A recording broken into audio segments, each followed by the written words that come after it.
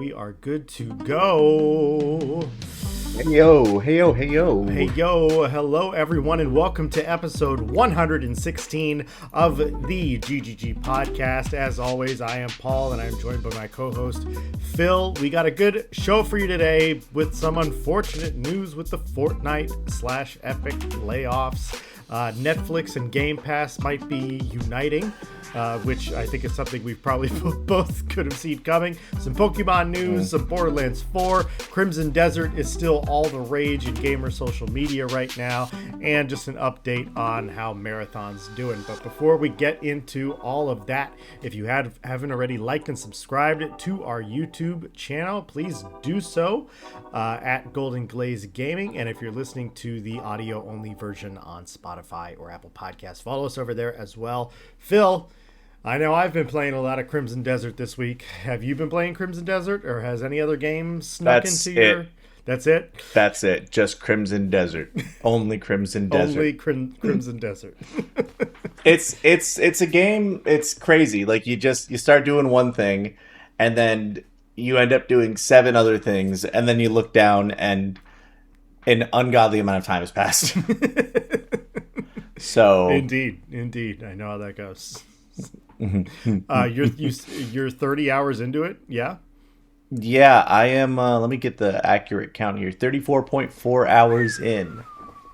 Wow. I played a lot. Wow. I'm not like these 100-hour YouTubers out there, you know what I mean? But yeah, because you're enjoying yourself and taking your time, and I have a job, so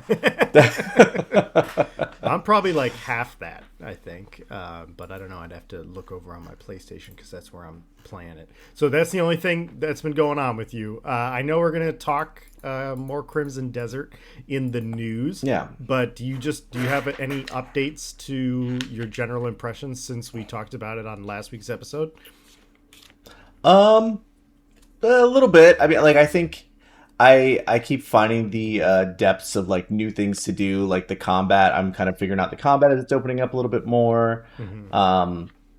And every time I do, I'm like, oh wow, this thing goes deep. This thing just keeps getting deeper. All right. And I feel like that's been the consistent experience I've had. Like, I'll get in even like a rut of doing the same thing, and not the same thing, but just like feel like I have a routine. Like, okay, do this, know what I'm doing. And then I will discover a whole new mechanic that I'm like, what? I didn't know you could climb up a building and open the window to sneak into a locked building. You could do that from the outside. What? So yeah, pretty good. Yeah, if you think you can do it, you probably can in Crimson Desert. Mm-hmm. So I just adopted my first dog. So learn how to do that. So that's fun.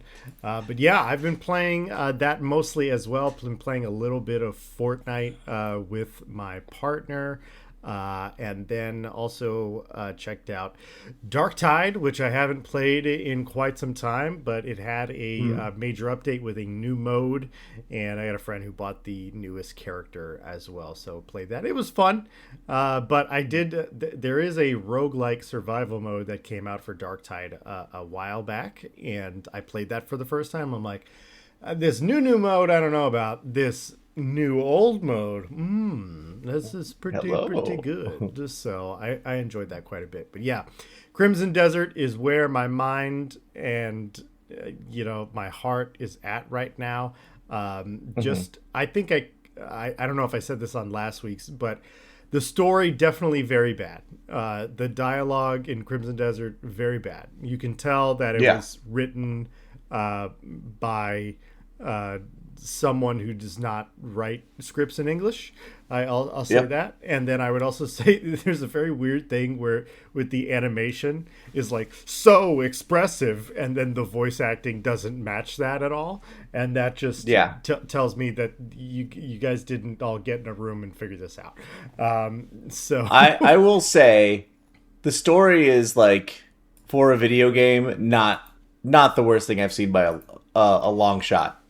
I feel like. Yeah, I agree with that. I think like how they talked about it, how the game was originally going to be an MMO. I can see that through their storytelling, where it's like, Yeah. Cliff wasn't going to be a character. It was going to be a create your own character type of a game, and you're going to be one of those characters in an MMO. You don't say anything, you don't have any personality, and then when they pivoted, they just kind of threw lines in for him to say. And changed him into this character. So, but here's the thing. It's like, all of that aside, I don't care, because the world is just so amazing to explore. I like that it's slow paced in the beginning. So yeah, we're going to get into it more later. So let's start this episode up. But I am excited to talk about more Crimson Desert. Let's get into this week's major releases. First up, Screamer, which is a very weird name for a racing game, but that is exactly what it is.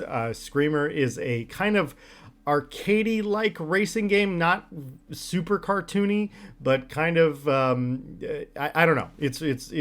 It's kind of riding it's in a couple lanes, shall we say. But the the story is told through, like, anime narrative, but the graphics itself, they look kind of like a normal racing game, except then all of a sudden cars have power-ups and everything like that. So it looks pretty fun. I'm a big advocate of racing games that are not really realistic. Sims. Yeah, they're not Sims. That's why I'm so excited for Star Wars Galactic Racer coming out later this year.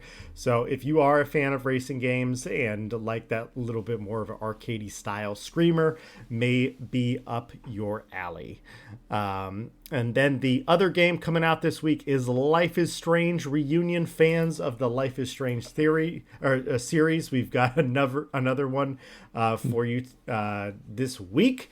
And I will say, just I've my partner plays a lot of Life is Strange games. I haven't personally myself, but I've watched her play them several times. Every time there's a new Life is Strange game, the graphics get better and the presentation gets more refined, and that's definitely true in Life is Strange Reunion. Everything looks a little bit more polished. It does still go for like a cartoony art style, but the lighting seems better. And what I really think that Life is Strange needs and has been suffering with the graphics is you need better facial expressions. So I don't know if Reunion's going to necessarily fix that, but I'm hoping it might be a step in the right direction.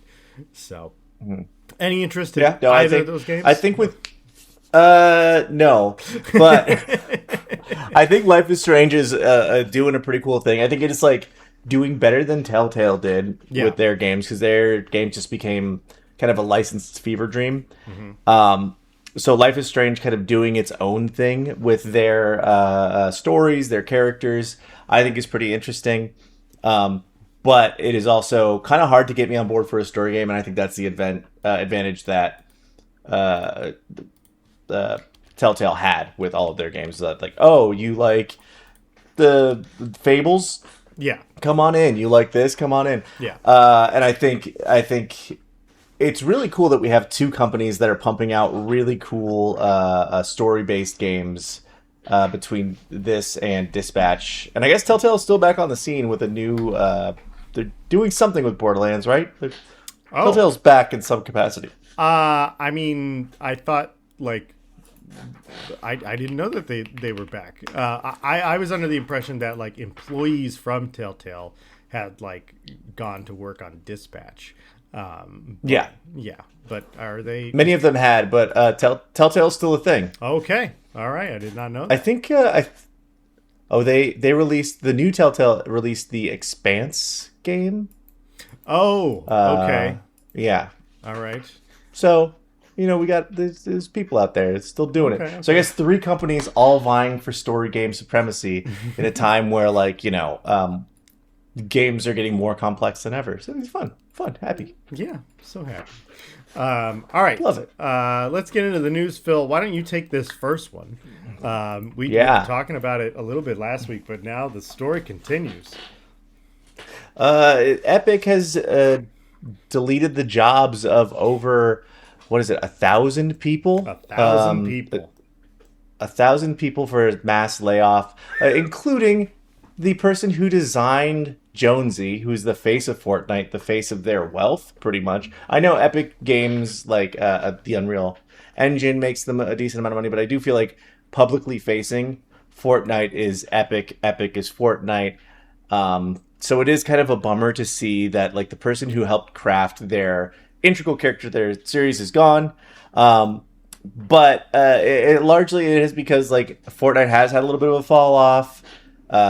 In 2025, they've tried to do all these like cost saving initiatives where they cut $5 million from their budget. Or sorry, $500 million from their budget.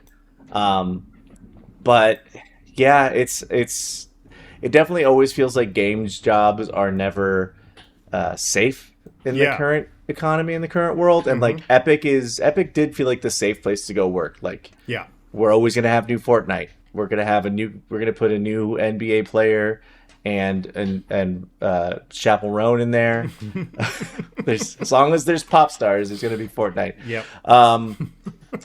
Yeah, no, I think I think this is a pretty interesting thing. I think it's going to lead to some big changes at Epic, which could be good, could be bad. It is just ultimately very bad that so many people lost their jobs. Paul, what's your take on all this? Yeah, I mean, I guess we could have seen it coming. Last week we were talking about how they raised the price of V-Bucks, not substantially, but enough to take notice. And now we're seeing all the layoffs. It's unfortunate, like, that these layoffs, they're not like recent employees that got hired. These are people who have been working on Fortnite since launch. That's very alarming. And, I think that Fortnite did get so big, it could, the only thing that it could happen to it is for it to go down. I'm really curious as far as like its popularity and whatnot. I'm really curious as to what game. Do you think like Arc Raiders stole some of the market right here? Because I've never really been a big Fortnite player, but since my partner got into it early this year, I've been playing a little bit, and playing it has made me realize I'm like, oh, okay. If I grew up on Fortnite, Arc Raiders definitely feels like the natural progression of like a game I would do, because while Fortnite's not an extraction shooter, it's very similar in a lot of ways. So So do you think Arc Raiders took their market, or do you think it's several things? I think it's several things. I think Arc Raiders provide a lot of people a new option. People who are maybe a little bit old for Fortnite or had played it and kind of got over it. But I think largely it is that Fortnite, while it's undergone a lot of changes and like, new versions of Fortnite, new this, new that, ultimately the Battle Royale gameplay, like they haven't innovated that much in a while. It's been a lot of little changes, a lot of little things. And barring some sort of big change, they have just lost some people. Additionally, they got a little big for their britches because they had Fortnite Festival, they had Fortnite Racing, they have Fortnite Lego. That was all just in this one app. I think it just became a lot to manage, and I think they probably just overspent for too long thinking like, oh yeah, we're going to make Rock Band money soon. We're going to make racing game money soon. Right. And the customer base just didn't seem to respond to that. Mostly just stayed with Fortnite Battle Royale, and some even dropped off of there. So, yeah. It's unfortunate to see, but, the gaming life cycle continues. Hopefully they stay afloat, but I'm also glad that gamers are trying out other games. So happy about that, but not happy about 1,000 people losing their jobs. So that really sucks, and hearts out to all of them. Yeah. But I bet people are ready to hire them. If they worked on Fortnite, because the video game industry has been trying to copy them for the last 10 years and has been unable to do so. So yeah. All right, let's press right along. So Netflix and Xbox are talking behind the scenes, and it turns out Netflix wants to have a version of a Netflix subscription and vice versa, where you can have a version of Xbox Game Pass that includes Netflix. So this should be pretty interesting. So if you have a setup where you can hook up a controller to your smart TV or something like that, the idea is that you would be able to stream games live to your TV through Netflix, which you can already do just through regular Game Pass. Here's the thing, though. What they are also talking about is the lower-ended tiers. So if you are playing Game Pass, like a free version of it, or something like that, or like you have this Netflix subscription, it comes with Xbox Game Pass free. And so with it coming with Xbox Game Pass free, you would have to watch ads in order to play games on Xbox Game Pass. And it looks like what they're going for is about 4 to 5 minutes of ads for every hour of gameplay, which, if you're playing it for free, isn't bad, I will say, but they're going to bump that number up, I bet, a bunch. Oh, it's going to hit YouTube numbers where you got one video playing and there's 3 ads. And then an ad starts playing right now to everybody's watching on YouTube. Yeah, exactly. So I don't know. I think this is a very slippery slope, but this is definitely cluing me in on Xbox's new leadership and where they seem to be going, which is that they want to be Netflix. Hell. And instead of trying to fight them, they're going to join them. And I think Netflix has been trying to break into the game space for a while. So this makes a lot of sense for them as well, where it's like, well, we could just team up with somebody who already has an established way of doing this. So, and vice versa. So I think this is a good idea for both of these companies. I think that initially it will probably be a good deal. And then very slowly over time, they will whittle down the customer experiences and crank up the ads. So I don't know. What do you think of this? It's the S-wordification of things. It's just everything's just getting a little worse. But yeah, no, it's. I think it's an interesting idea. I think what would probably, if you want to do something like this, just bundle Game Pass as a subscription with Netflix as a subscription and be like, all right, you get them both for $30 a month. Just like I feel like that's how a lot of these things work, because I love playing games on my Netflix. You can now play Overcooked on your Netflix, just right through your TV with a remote or with your phone. Cool, but I don't want to play a lot of games that way. I like Game Pass being something that I have to like interact with a gaming machine to do. Yeah. And I know that they're kind of looking to make a Game Pass everywhere, but I think trying to put these two together is just going to do a lot more representational harm to their brand than it will benefit them. Okay. I feel like you could get to that benefit point, but it's going to be so much like you have to go through a pretty steep valley of people being like, wow, this sucks. Wow, this sucks. Wow, this sucks. I'm never touching Netflix games. I don't want to mess with Game Pass. Oh, this is kind of good. I can play Devil May Cry. Oh, Resident Evil 9. Okay. And then finally like climbed it back out. But it's can you get there? Like Resident Evil 4 on the newest iPhone, I think it was the 15 Pro. Yeah. You could play the remaster of Resident Evil 4. Did anyone? No. Yeah, just because you can doesn't mean it's worth it. Doesn't mean you want to. It's probably going to be bad. Yeah. Yeah. I have an interesting kind of side theory rabbit hole, if you'll come along with me on this journey.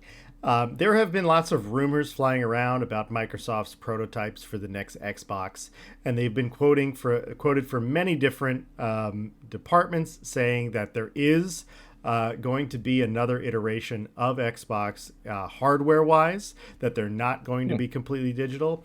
I have a little theory in that they are telling us the truth that there will be new Xbox hardware, but it will not be what we think it is.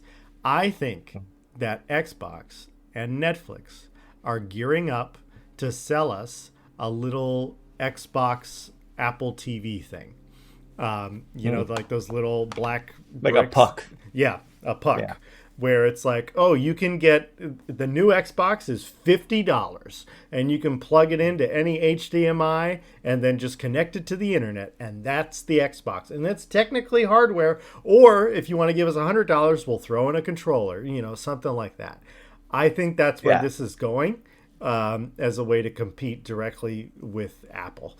So, yes, we'll see if that's true. I wish I said that for our predictions this year. I want to put that on the list. So, all right. What's going on with Pokemon this week, Phil? Okay, so there is a new Pokemon game coming out. This one is going to be free to play on the Switch and Switch 2, I believe. Oh my God.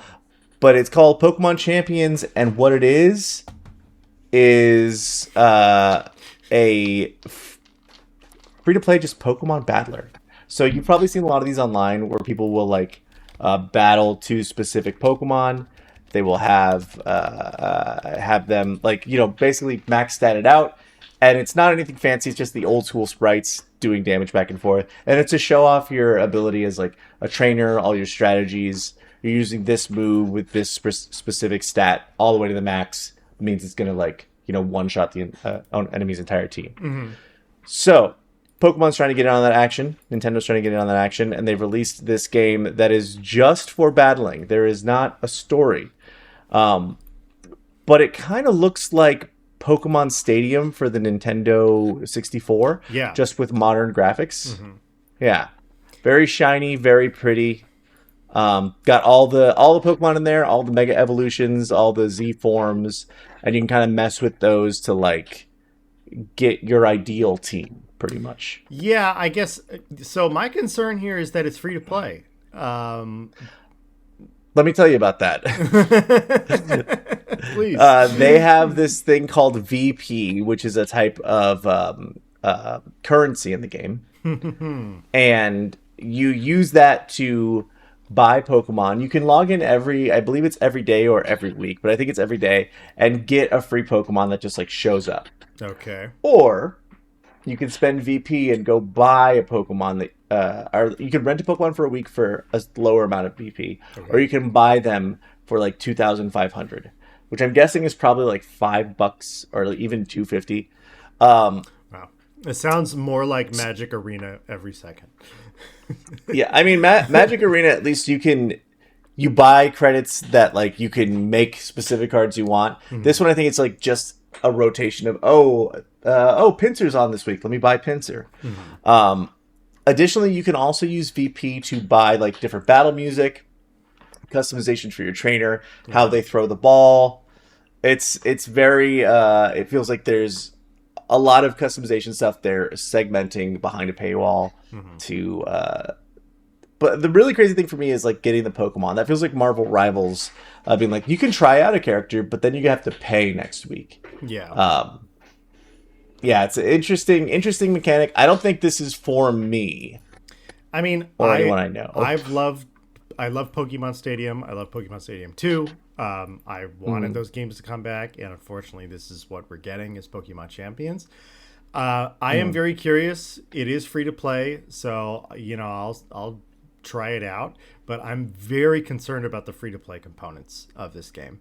I have no problem like putting up $30-$40 to get access to do certain things, but if this is I think this game can very easily get to the point of like, well, I can't compete with people who are dropping hundreds and hundreds of dollars into this free-to-play game. And so am I just playing against bots then in that case? And then you lose momentum with that. Similarly to Magic Arena. It's like you'd rather play against real people. I think they've listed it as a free-to-start game, which is an interesting. Yeah. Okay. Mm-hmm. Well, is there any release date on it, Phil? Do we know when this is coming out?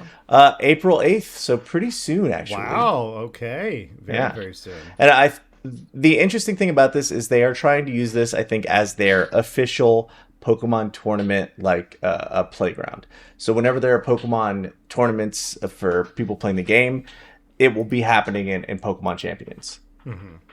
Right on. Okay. Yeah. All right. Well, good Pokemon news right there. Let's press right along. Marathon has sold about 1.2 million copies, has a pretty steady player base, mostly on Steam. So mostly PC gamers are the people playing Marathon.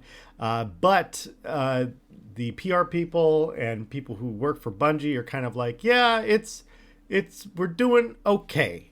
But it's not the hit we wanted it to be, which I think was very much our take on the game, Phil.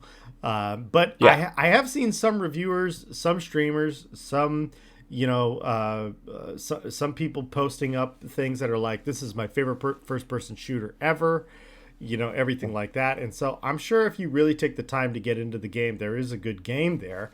I just think it's not as accessible as other games like Arc Raiders and whatnot. And even Yeah. Arc Raiders is not a super accessible game. So, Yeah.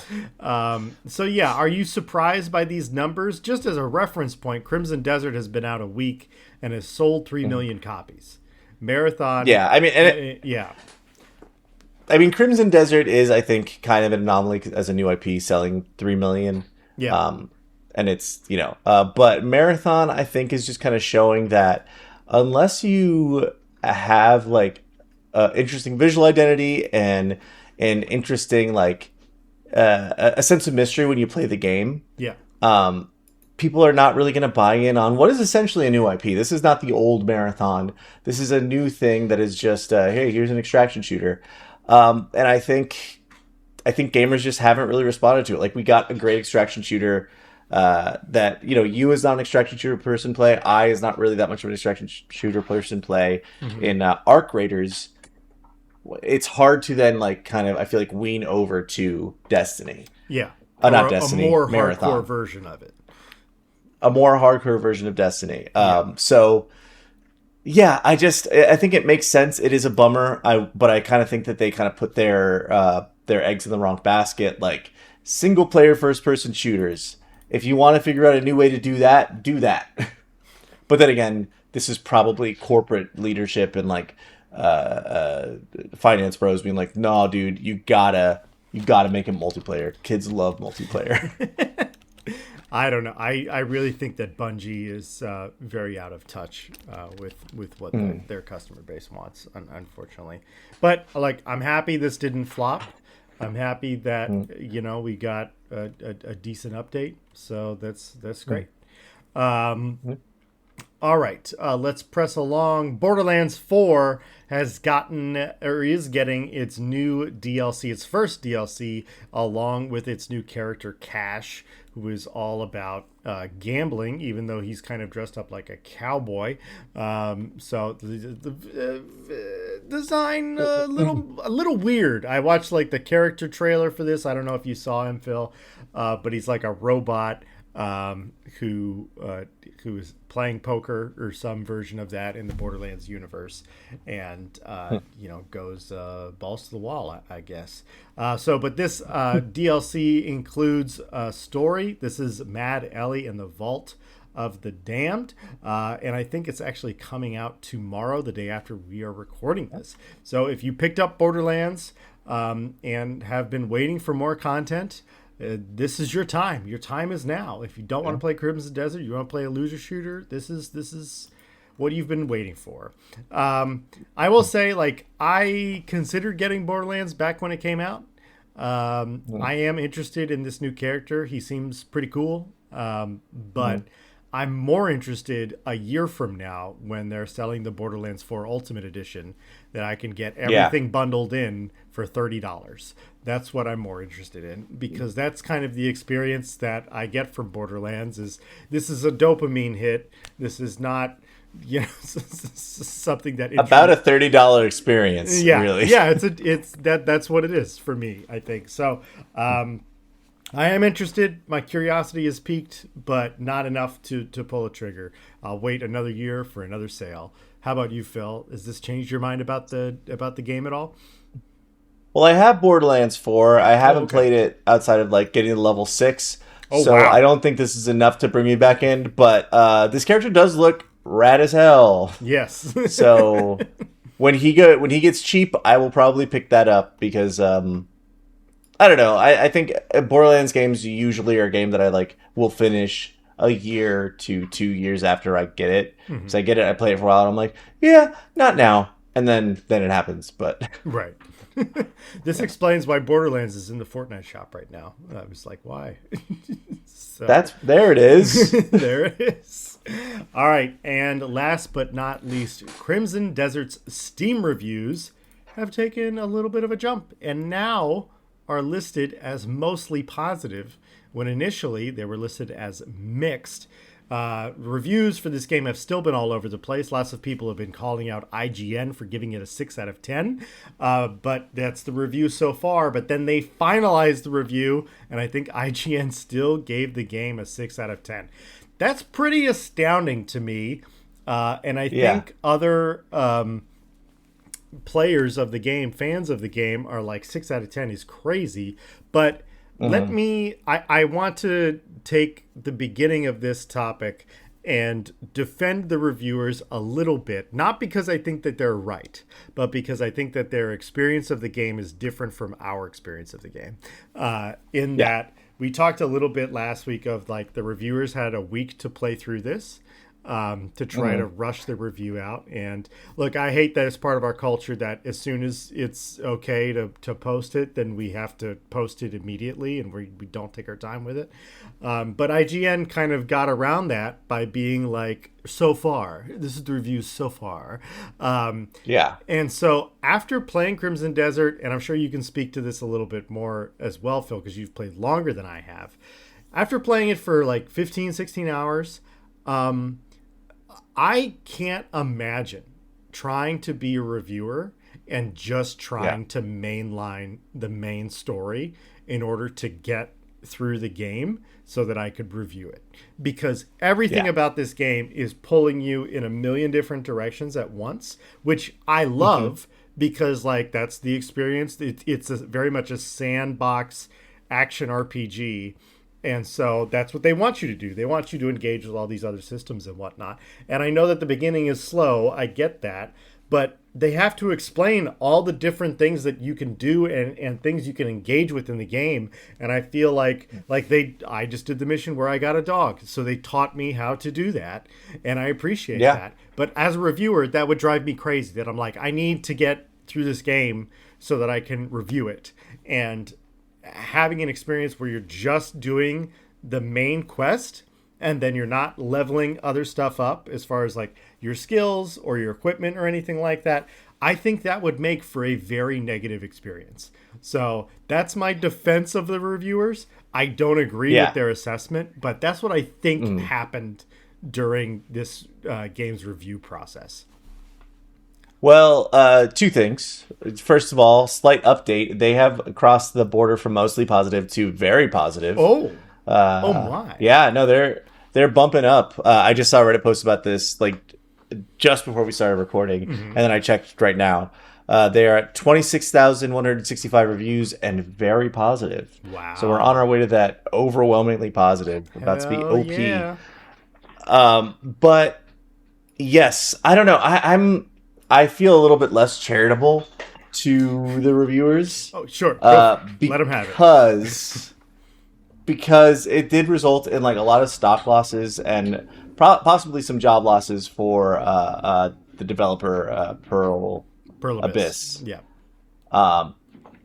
So I think like I was watching the video review from IGN, and the video reviewer was sitting down doing like an interview with another reviewer who like was talking to him about his experience with the game. And he was talking about like, oh yeah, no, I'm really prideful. I don't like to look things up. So like when the game doesn't give me this answer, and I was like, first of all, really prideful. Maybe that means that you're unwilling to change your mind when you are just straight up incorrect. Stubborn. But also figure like it's your job to review the game, and maybe the game isn't giving you clear enough answers, but you should figure it out. You should find a way to figure it out. Google it. Talk with the developers. Just because you don't want to have that conversation doesn't mean that the game shouldn't be played. Maybe you sped through something. Maybe there is a glitch where there is a bit of information missing. But that is, like, I think also rating a game based on its glitches is kind of weird and kind of sucks. And, like, Skyrim had plenty of glitches. I still loved that game. Yeah. There's a lot of games that I very much enjoyed that have big, huge glitches that are not game-breaking, but just, like, weird things happen. And I think if you need to feel so immersed in a game that a glitch takes you out of it, maybe you're in the wrong thing. Maybe go read a book and let your brain do the imagining for you. A video game is something that is a toy that you're interacting with, and maybe it's gonna have some issues. I don't know. I think just 6 is wild, and I feel like the reviewer over at IGN is very much into just standing their ground, and I get that perspective because you don't want to be like, yes, I changed my mind because of audience reaction. So Yeah, but I think to just jump off of what you said, it's a lot of enjoying a game is what are your expectations for this game, and yeah. I think like the game looks like The Witcher at first. Hmm. And so you're thinking, oh, it's going to be this amazing story and whatnot, and it's just not. But Yeah. what it really is it's Skyrim, and nobody cares about the main story in Skyrim. Nobody can tell me what the main Yeah. story is in Skyrim. It doesn't matter. And I Yeah. will say there are some points where I was like, I'm just going to look this up. And Yeah. if I was a reviewer before the game had officially come out, I wouldn't be able to do that.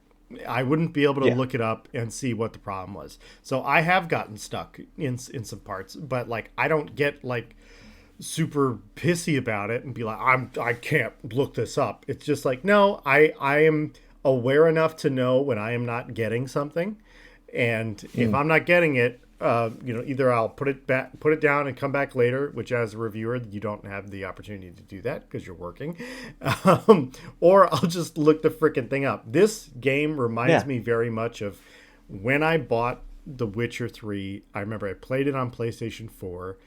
It even like runs similarly because it was kind of like the graphics are phasing out a little bit. And I bought a guidebook for The Witcher 3. And I really, really would love a guidebook for Crimson Desert as well. I don't know. Yeah. I don't know if there is an official guidebook because everybody just posts everything online and everything like that. I love a game guidebook. I always have. And I'm not sitting there like reading every single page, making sure I never make any mistakes. But I like having it so that if I get stuck, I can go to that. And I just think You just reference what you need to check out. yeah, exactly. Or it's like, oh, I have this choice or that choice. I don't really care that much, but what's going to be the better choice, kind of a thing. Yeah. So anyway, I think like there are obviously a lot of fans who are understanding what this game is. They're understanding that this is an open world sandbox action RPG and not some great grand like fantasy epic Yeah. also it's like people who I know love Baldur's Gate are like, oh, the game's so slow. It's like don't you can't love Baldur's Gate and tell me that a game is slow. Okay, I get that Baldur's Gate story starts with a big bang, but it also is like the slowest gameplay you could possibly imagine. Like, let's be realistic. Well, that, and it's like you have like several hours in just this first area of like doing some quests here and there, but there is it's a lot of chatting. Yeah. And one of the things I will give this game as well, that as a video game player who I tend to, I guess I like more systems and procedural, like what you can discover in a game more than I do story. Because again, I don't think video games for the most part have really great stories. If you like, Undertale, The Last of Us, there are games out God of War. There are games that have like stories that I'm invested in. Yeah. But for the most part, I'm not going to video games for stories. I'm going to video games for like an enjoyable, like, oh, check this thing out. This looks cool. I'm going for something different. So that might just be me. But it's a little, I don't know. It's just expecting a lot from this game from like a first time developer for a RPG of this magnitude that I think has a lot more successes than it does misses. But I think you need to pay attention to the game. And if you're not paying attention to the game, it's very easy to miss those things. And I think the review kind of shows that person wasn't really paying that much attention to the game. Yeah, but that's just me. I agree, and it's like this is very much a game of like if a text box appears, read that text box, read it. If you're just clicking through things, and then you're like, oh, I don't know what to do. It's like, well, you were just clicking through things. So I will also say there was a big update that came out, I think a day and a half or 2 days after the game officially came out. It fixed some things with the controls. One thing I was having a big problem with is like wearing the memory helmet where you see like things in the past. Like you had to equip it and then go to it and then use it and then find the memory in a list from these different categories, and I hated that. I was like, why doesn't it just activate when I read the memory? And now they've changed it. Nice. They changed it in the update, so now it does that. And so it's like, okay, thank you. I also wish that they would do that with like picking up notes and stuff like that, because it's like if you're picking up a bounty board, it appears in your hand, but if you're picking up a note, it puts it in your inventory, and then you got to go to your inventory, and then you got to select it from your notes, and then you got to read it, and it's just like, just let me see it and then give me the option to put it in my inventory. Like, so just let me take a look. There are things like that, but Pearl Abyss seems very committed to trying to streamline a couple of those things. And I would say like the biggest problem with the game, aside from the lack of story, and I judge the story harshly because I do play video games for story, or like not as like the only thing in my life that I looking for story, but like I do like, that's why I'm such a big Sony fan, because they commit to the big single player stories and whatnot. But it's clear that there was a lack of quality assurance with this game, where the game testing team, if there was one, was not large. And so I have a feeling that over the course of this month, or at least a month after the game has come out, we're going to get more and more quality of life updates, and there's going to be fewer and fewer problems with the game, to the point where it's going to be a really good game. And maybe I'll get sick of it after 100 hours, but I'm loving it so far, and I'm still mostly hanging around in Hernan in the starting area. So there's so much to do. It's crazy. There's so much to do. It's crazy. I'm trying to get the green set for doing all the the special currency for the armors and whatnot. Yes. Oh yeah, that green set rules. That green set looks dope. This is one of the games where I didn't get the Game of the Year edition, and I am considering now, like, maybe just pick it up, because that armor set that you get looks cool. Yeah. And I like this developer.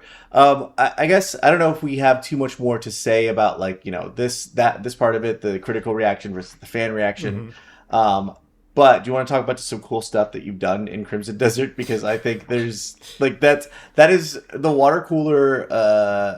The water cooler energy on this game is off the charts. Like, sure. Oh, I discovered this thing.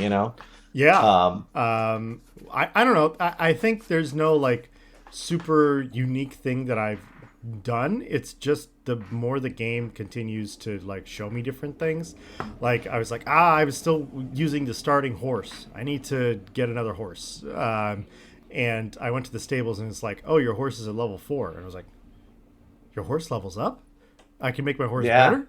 I was like, oh, damn. And then I saw another horse that like started better. I'm like, oh, okay, but if I buy this horse and start leveling that up, that'll be even better. And so that mechanic being there, fishing being there, being able to adopt pets and whatnot. I just got access to this yesterday, but being able to send your guys on missions.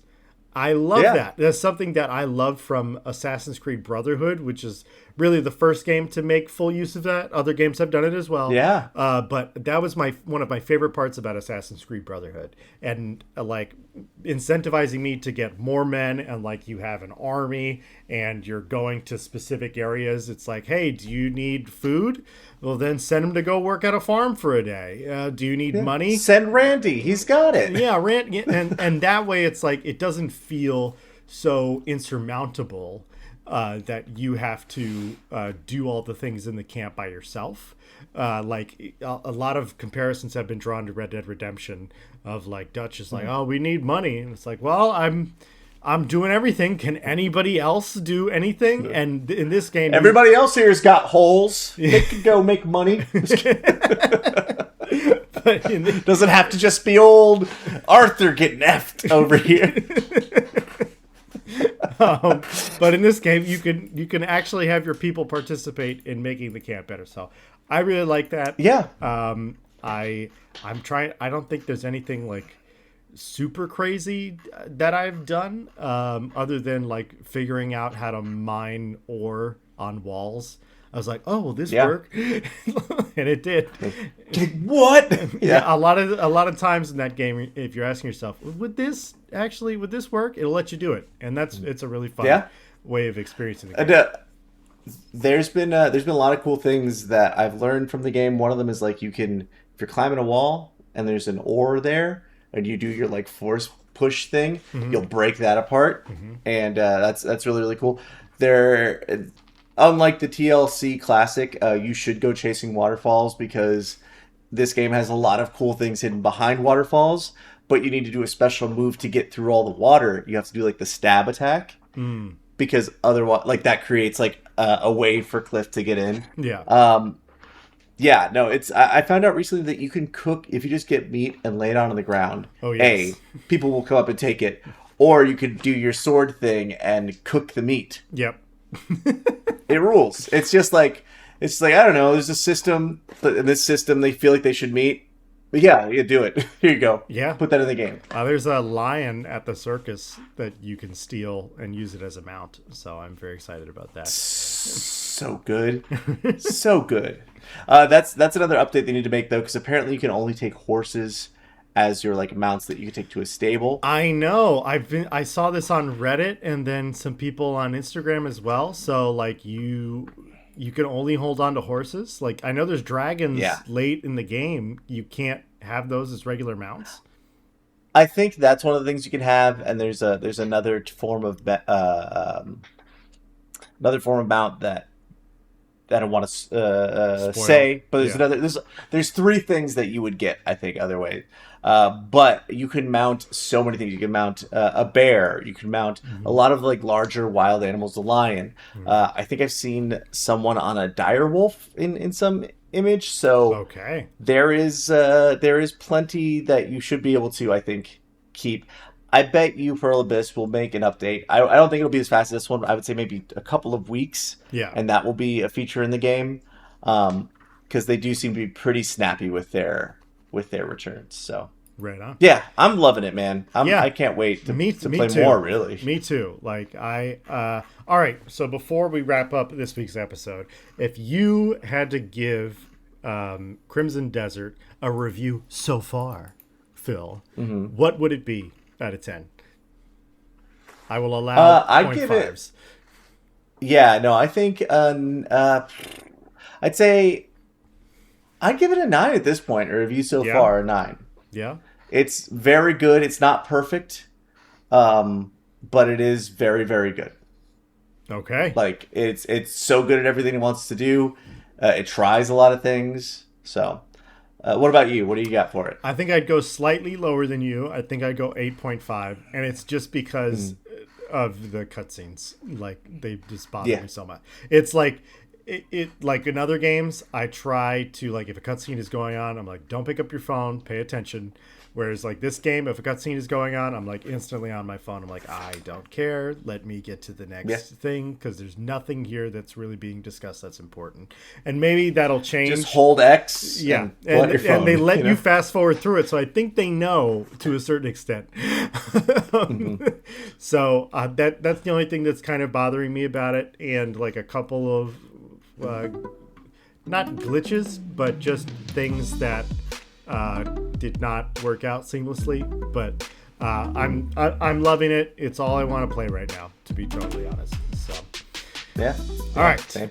Let us wrap it up there for episode 116 of the GGG Podcast. If you enjoyed this episode, please make sure to like and subscribe to our YouTube channel at Golden Blaze Gaming. And if you're listening to the audio-only version on Spotify or Apple Podcasts, follow us over there as well. Let us know what you think of Crimson Desert in the comments, and we'll probably talk about it more next week because we're probably still going to be playing it next week. We'll be playing a bunch of it still, yeah, and for the rest of time apparently, because that's how long the game is. All right, peace out. It just keeps generating itself. Yes, it keeps going.